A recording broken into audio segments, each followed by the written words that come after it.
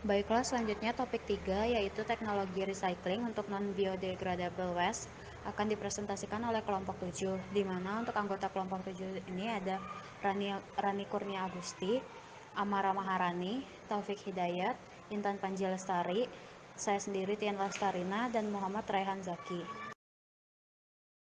Selanjutnya untuk pendahuluan. Sampah plastik menjadi masalah lingkungan berskala global. Plastik banyak digunakan dalam kehidupan sehari-hari untuk berbagai kegiatan.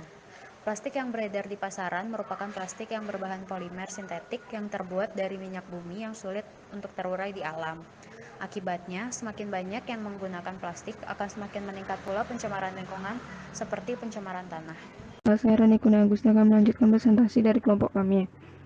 Pengolahan sampah plastik menjadi masalah karena plastik merupakan material yang tidak bisa terdekomposisi secara alami atau non-biodegradable, sehingga pengelolaan sampah plastik dengan landfill maupun open dumping tidak dapat dilakukan.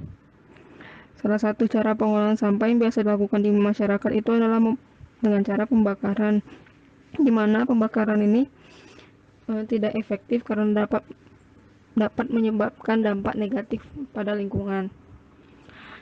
Daur ulang sampah dapat menjadi alternatif untuk mengelola sampah plastik. Namun, proses daur ulang hanya akan mengubah sampah plastik menjadi bentuk baru, bukan menanggulangi volume sampah plastik, sehingga ketika produk daur ulang plastik sudah kehilangan fungsinya, maka akan kembali menjadi sampah plastik. Selanjutnya, karena banyak permasalahan yang dialami dalam pengolahan sampah, maka diperlukan alternatif lain yang dapat digunakan untuk mengurangi volume sampah plastik.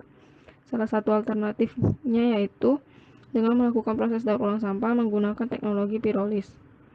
Teknologi pirolis merupakan salah satu bentuk proses daur ulang dengan mengubah sampah plastik menjadi bahan bakar. Kembalikan.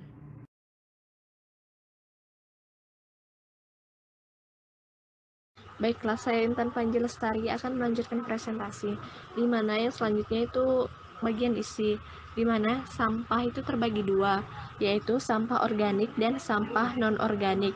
Sampah organik adalah sampah yang dihasilkan dari bahan-bahan hayati yang dapat didegradasi oleh mikroba atau disebut juga sampah biodegradable. Sedangkan untuk sampah non-organik adalah sampah yang dihasilkan dari bahan-bahan non-hayati, baik berupa produksi sintetik maupun hasil proses teknologi pengolahan bahan tambang. Yang selanjutnya yaitu teknologi pengolahan, di mana pengolahan sampah dapat dilakukan menggunakan recycle dan teknologi insinerasi. Teknologi insinerasi merupakan pengolahan sampah dengan sistem pembakaran, sehingga sampah akan menghasilkan sisa berupa abu yang bisa dihitung kadarnya. Recycle adalah pemanfaatan kembali sampah-sampah yang bisa diolah. Daur ulang diartikan sebagai mengubah sampah menjadi produk yang baru, khususnya untuk barang-barang yang tidak dapat digunakan dalam waktu yang lama. Terima kasih kepada Intan. Saya Amara Maharani, nomor BP 1710942030 akan melanjutkan presentasi kelompok kami. Teknologi pirolisis. Teknologi pirolisis merupakan proses perekahan atau pemecahan rantai polimer menjadi senyawa yang lebih sederhana melalui proses termal atau pemanasan dengan tanpa ataupun sedikit oksigen. Proses pirolisis sering juga disebut dengan destructive distillation atau destilasi kering. Energi panas yang dibutuhkan untuk proses pirolisis dapat bersumber dari tenaga listrik maupun dari tungku pembakaran dengan bahan bakar limbah kayu seperti serbuk gergaji, potongan-potongan kayu, dan lain-lain. Pirolisis plastik akan terdekomposisi menjadi 3 fase. Fase pertama yaitu fase cair. Fase cair dapat berupa minyak bakar. Fase kedua yaitu fase gas. Contohnya dapat berupa campuran gas yang tidak terkondensasi maupun terkondensasi. Yang ketiga yaitu fase padat. Contohnya dapat berupa residu ataupun tar. Keunggulan pirolisis plastik dibanding biofuel yaitu: yang pertama, minyak hasil pirolisis tidak mengandung minyak sehingga kalorinya lebih besar. Yang kedua, minyak hasil pirolisis tidak mengandung oksigen sehingga tidak menyebabkan korosi. Uji tes prototipe optimasi mesin pirolisis dengan ukuran tempat pembakar lebih kecil dan 3 penyangga tabung pemampatan dilakukan di laboratorium Departemen Teknik Nuklir dan Teknik Fisika UGM menghasilkan 1. Suhu yang dapat diwujudkan dalam tempat membakar plastik berkisar antara 150 derajat Celcius sampai dengan 190 derajat Celcius. 2. Dalam rentang suhu tersebut belum terbentuk minyak di tabung penyuling. 3. Saat suhu melebihi 190 derajat Celcius terjadi uap panas yang besar keluar dari tabung penyuling. Uap panas tersebut merusak tabung penyuling yang terbuat dari pipa plastik PVC. Sekian dari saya, akan dilanjutkan oleh rekan saya Taufik. Kepada Taufik dipersilahkan.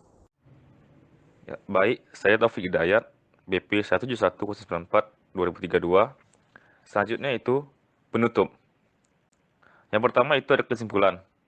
Jadi, yang pertama itu, sampah non-biodegradable dapat diolah kembali dengan modal mesin pyrolysis yang dapat mengubah sampah plastik menjadi minyak.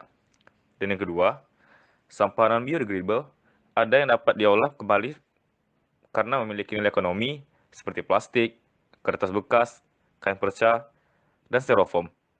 Dikembalikan ke moderator.